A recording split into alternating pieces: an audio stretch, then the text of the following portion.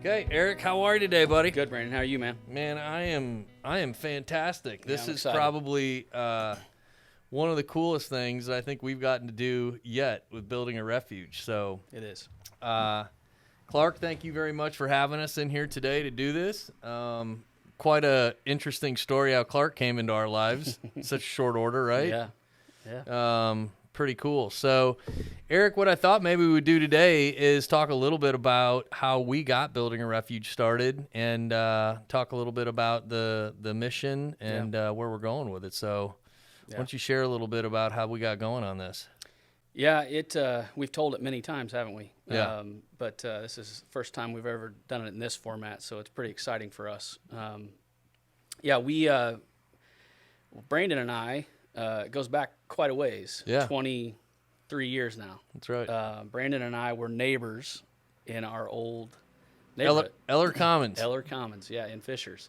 And Brandon and I and our families hung out. Yeah. We had bonfires together, cookouts, all kinds of stuff, and just got to know each other really well and meshed pretty well. Yep. And life happens, things happen, and I think we sold our house first. You did. Yeah, and we moved away from the neighborhood, and things happen, and you just lose contact, and I think 16 years. 16 years. 16 years you and I didn't talk. I always tell your wife Sherry, I say every once in a while, like, since she's such an avid runner, every once in a while and way better looking than me.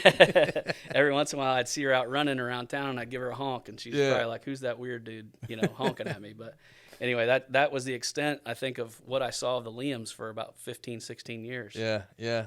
And I'll let you tell from that point. Yeah, I mean, like you said, I mean, hanging out and getting to know you guys and Jen, and Mackenzie was born in that house, Yeah. and then shortly after you guys moved away, we sold our house and kind of moved out to the east side of Fishers, and kind of began our part of our life out there, anyways, and so the 2015 year came around, and I think that's probably the event, anyways, in terms of our life, that kind of initiated all of this, anyways. And so, just for the audience and everybody that may be listening out here, I'm going to talk a little bit about our mission, maybe just here quickly, but our mission really is to create an environment of hope for guys out there that may be struggling with things through life. Yeah. And I wanted just to say that up front, because that really is the foundation of how this all got started.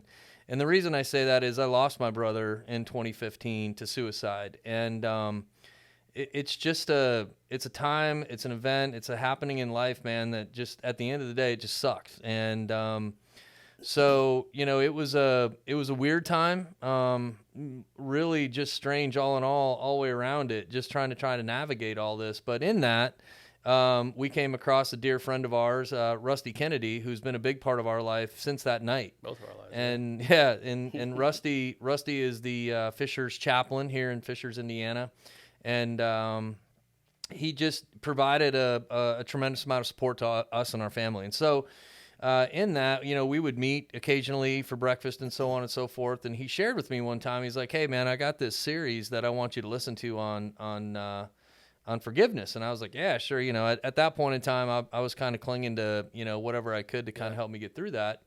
And so we kind of laugh about this because he gave it to me in March of that year, and I never started listening to it until May. So that kind of tells you where, where priorities are at anyways. But Right. so, so I put it in, or I put it on. I was driving up to Detroit, and lo and behold, your and Jen's story was the first one that I heard. Yeah. And as I've told a lot of people, you told your story, and got to a point in it where you said, "Hey, look, I got to kind of step away and let Jen take it from here." And man, when she started talking, I knew right away, and it stopped me. I mean, it stopped me in my tracks. Yeah. And I picked my phone up and I called you, and I was like, "Eric, what is going on?" And you were like, "Brandon, Leum, what the hell?" Yeah. And so anyways, that's the beginning, of our relationship, you know what I mean? And so, how crazy is it that challenging things in life, bring two people back together. But yeah, and unbeknownst to Brandon, prior to his unfortunate event in 2015 when he lost his brother, I had dealt with some things 4 or 5 years prior that had took me to a point where I was very interested in getting involved in the lives of men and helping them to get through that. Because at that point, I don't know that you ever want to use the term you're through it, and because things that we've dealt with that we'll talk about later, I don't know you ever get through that. You learn to live with it. You learn to make peace with it and move forward. But at that point, I was at that place where I was ready to move forward. I had dealt with it, and willing to, with the support of my family, my wife, to go out and start talking about my life, my family's life, and what we went through, and the different aspects of what we went through, from parenting to marriage to friendships, finances, business. I mean, my story touches all those things. And while you were dealing with your struggles, I was able to get to a point where I was like, okay, now I kind of feel free to go out and start telling my story, number one. Number two, I really wanted to put something together formally, organizationally, that would make sense and just bring some clout to it, I guess, for lack of a better term. And we have a really good mutual friend, Mike Rekoff, who was a huge mentor for both of us.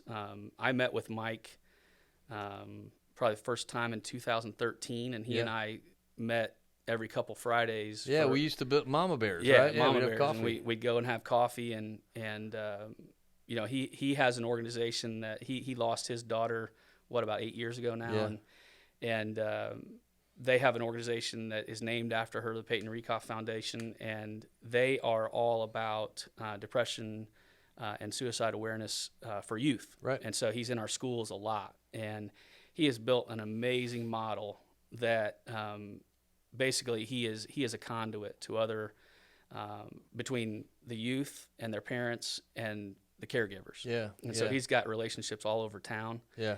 And we were sitting at an event one day, and at one of his events with Downtown Fishers, and he asked me to look around at one of his events. There's kiosks and stuff all over the place, and he asked me to look around. He's like, Erik, what do you see? And I said, well, I see a bunch of kids, and I see a bunch of moms. And he's like, what don't you see? And he didn't see dads. Yeah. There was zero. Yep. There was probably 100 people there. There was 0 men besides Mike and one other man. At that whole event.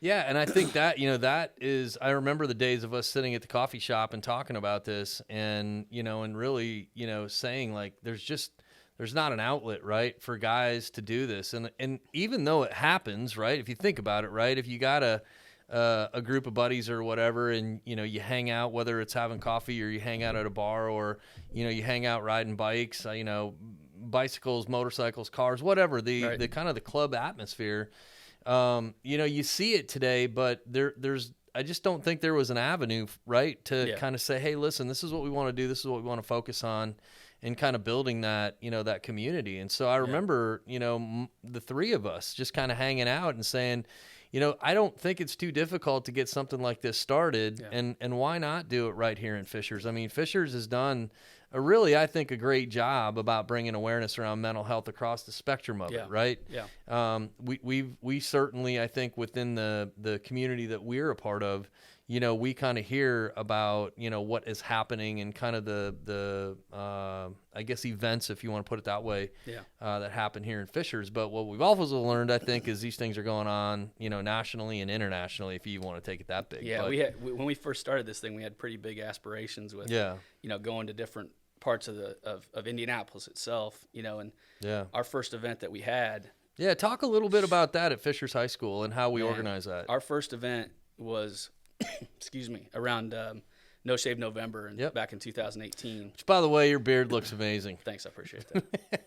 Worked very hard at that. Mine, not so much. No, you're getting there, dude. Thank you for that. What is it, the 10th? It's right, That's pretty solid. 10 days, and this thing is sporadically coming in. So that's the